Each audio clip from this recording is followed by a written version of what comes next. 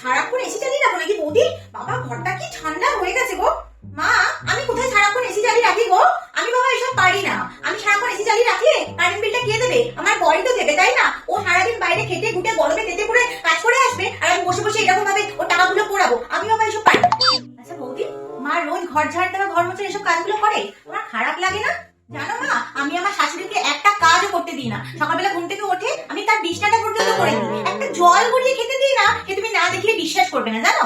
অবশ্য দেখো বৌদি, আমার মা আমাকে যেভাবে শিখিয়েছে আমি তাই করি। এখন তোমার ব্যাপার, তুমি কি করবে না করবে। এগুলো আমি আয়রন করব? আচ্ছা ঠিক আছে।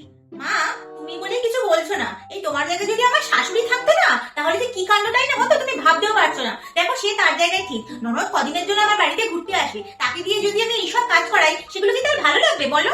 আচ্ছা ঠিক আছে, চলো আমি আয়রন করে দিই। হ্যাঁ আচ্ছা তুমি করবে? আচ্ছা ঠিক আছে, নাও।